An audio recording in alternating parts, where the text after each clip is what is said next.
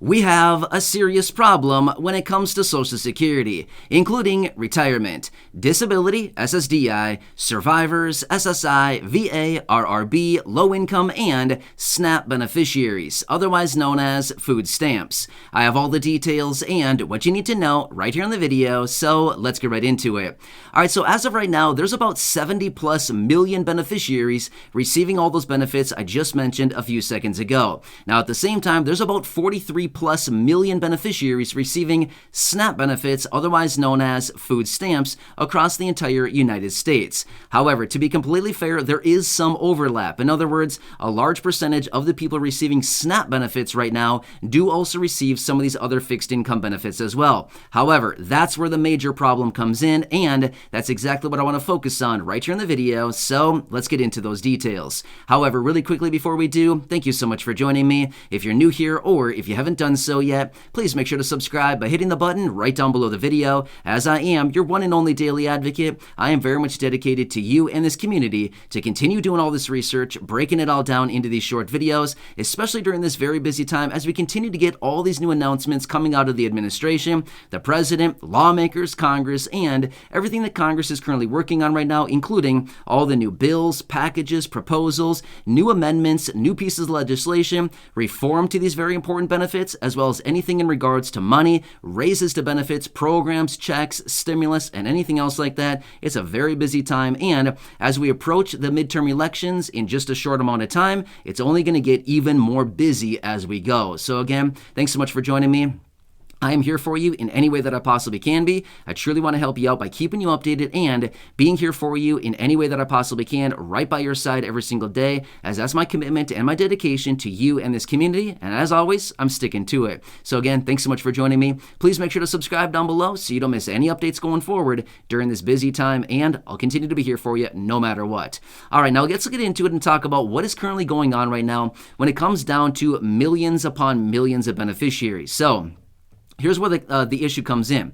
So remember this much. If you've been watching the videos here on the channel for at least, I don't know, the last 6 months, year and a half or so, you probably noticed over that amount of time, the last year and a half or so, that we've sent out multiple different letters here on the channel, sending out to many different lawmakers across Congress, and in some instances, everybody in Congress we've sent those letters out to, asking them to send out a one-time, highly focused stimulus check, asking them to send out monthly ongoing payments, asking them to send out a raise to monthly benefits. We've asked them for a variety of different things.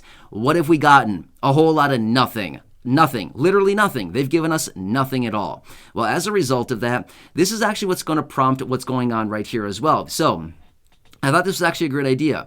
So I've actually noticed this down in the comment section a few times here over the last couple of weeks. Some of you have been reaching out down in the comment section saying, hey, you know the letters that you've been sending out asking them for a one-time stimulus check, monthly checks, raises to benefits, something like that. Obviously, nothing has come of it. We haven't gotten any kind of reply to it. We haven't gotten any kind of response to it. We've gotten nothing from Congress, nothing like that. What would you think about drafting a letter and sending it out to them in regards to changing the language on SNAP benefits and as it pertains to all these other benefits? So we talked about it, and again, the people that have reached out to me thought, you know, this would be a great idea. And I totally agree, because like I've said so many times, anytime that I talk about SNAP benefits, I've always talked about the weird language that they have in there, where when you do receive a raise to your benefits, as in you receive a raise to your Social Security, you receive a raise to your SSI, and then all of a sudden they take away a bunch of your SNAP benefits.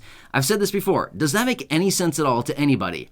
It doesn't make sense to me. Maybe it makes sense to somebody, but it doesn't make sense to me at all, right? Why would your benefits be reduced on one hand when you receive a little bit of a raise to adjust for the cost of living on the other hand? Does that make any sense? Well, I've seen it down below in the comment section. Many of you reaching out saying, yeah, this is pretty typical. They give with one hand and take away with the other. Well, yeah, that's so true, right? We're seeing it all the time. Well, as we continue to approach the end of the year, and when we're actually going to be seeing the official announcement out of Social Security in regards to the annual cost of living adjustment. Again, it's going to be looking like a huge raise coming this next year in 2023. Well, as a result of that, I know that we all come together and we think, you know, It's the nice number that we're all excited for, but at the end of the day, it's kind of like the dreaded number, because here's the thing. We all get the massive raise to the benefits, or we get the annual raise to benefits, whatever it happens to be, and then all of a sudden at the end of the day, what happens? Well, they take away some of your SNAP benefits. They reduce your utility assistance. They reduce your housing assistance, whatever. They reduce all kinds of different things as a result of that, right? Or even equally as bad, they take it all away in the form of a Medicare Part B premium increase, right? So with all of these different factors, at the end of the day, when you do receive a raise to your monthly benefit, all of a sudden, it's all gone. It's all gone, right? Even in some instances, all of it's gone plus some.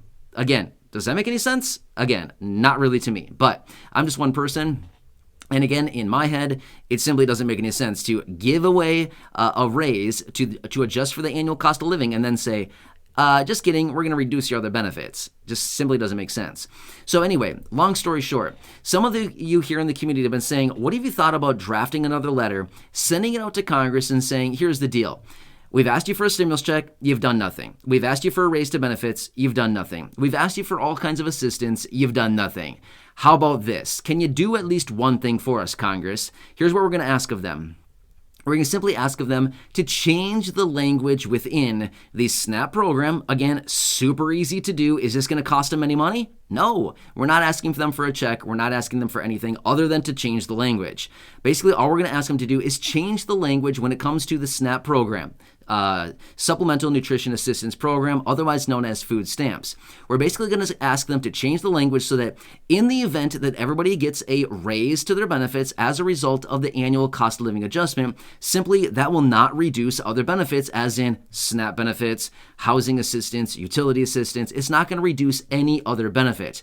Super easy, basic stuff, right? You'd think that they'd be able to get this done with no problem at all. So you'd have to imagine that Congress could look at this and say, hey, it's not going to cause us to send out more money. It's not going to cost us anything. It's literally just a little bit of work on the part of Congress to put in some extra language that simply says, when the annual cost of living adjustment for all of these benefits, again, Social Security, SSDI, retirement, survivors, SSI, VA, all of these benefits get an annual cost of living adjustment, maybe let's just write the language in there that says it will not impact or reduce other benefits, including, but not limited to, SNAP benefits, food stamps, supplemental nutrition assistance program benefits, housing vouchers, utility assistance, internet assistance, anything else like this. It will not impact those at all. So I don't know. Let me know what you think here. I want to reach out to you in this video here and ask you, what else can we add into this? I know that a lot of you here in the community have some really, really great ideas, which again, why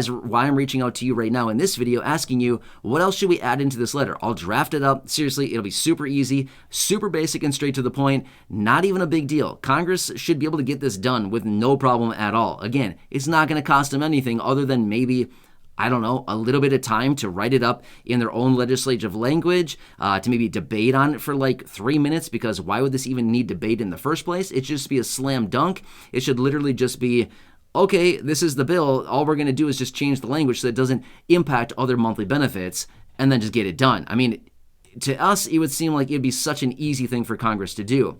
But is anything easy for Congress? Not really. The only thing easy for Congress to do is to go on vacation. That's about it, right? That's about the only thing that they can do very easily. They have no problem running for the door, running for the exit, and going to do whatever they do on their vacation. Probably more nothing, right? So anyway, let me know what you think down below. I'd love to hear your comments. Let me know what you think I should add into this letter. But again, I will draft this once I get some feedback on this. Let me know, do you think this is a complete waste of time? Do you think this is a great idea, or what? I continue to see the comments coming in down below saying, my SNAP benefits are like $20 a month. My SNAP benefits are, a few dollars a month, and nowhere near what you actually need to get your monthly food allowance, right? Well, if they're gonna do it the way that they always do, which is this raise that we're gonna get for Social Security that we're gonna be that's going to be released here in just a matter of not that long from Social Security Administration, is gonna be a pretty big raise. Again, we're not sure exactly what it's gonna be quite yet, but it's likely gonna be probably between the 8 and 9% range, according to what it's looking like as of right now, possibly a little bit higher. and hopefully not any lower than that. But again, that's going to be a massive raise. If that actually comes through, that's going to be a huge reduction to a lot of people and their SNAP benefits. So maybe, just maybe, we can get this out to Congress. Maybe, just maybe, they can get something done before the end of the year, before that annual cost of living adjustment actually comes in.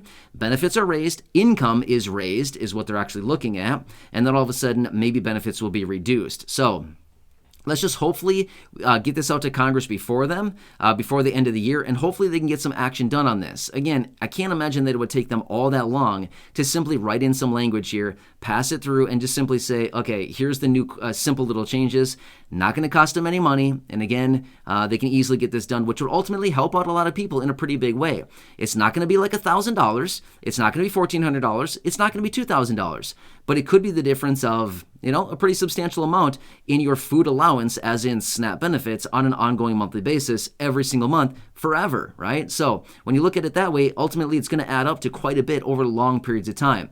20 here, 20 there, 40 there, things like this over long periods of time every single month is going to add up to a lot of money over the course of a year, 2 years, 5 years, things like that, right?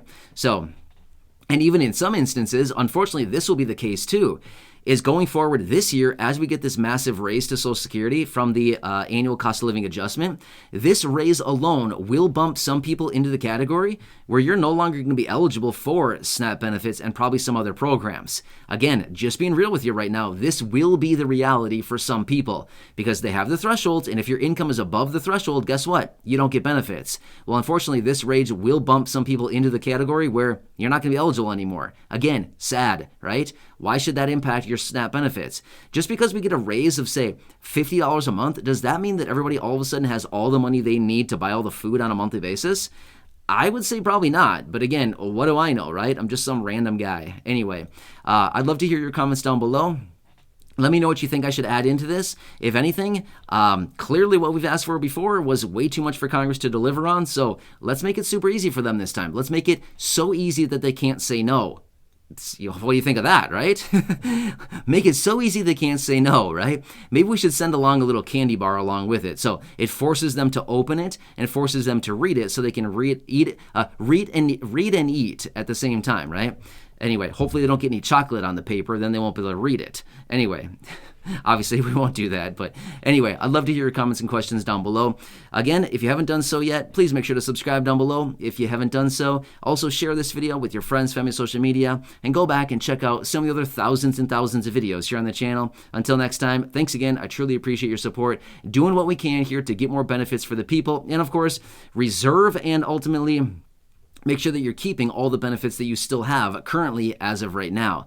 Anyway, I'm here for you in any way that I can be. Until next time, enjoy your day. I look forward to reading your comments down below. I'll do my best to make sure that I read as many as I possibly can. And of course, take all that into consideration. I'll draft this letter, and then of course, I'll come back to you at some point with a final draft and get that out to Congress as quickly as possible. Anyway, enjoy your day. Thanks again. I'll catch you again later in the next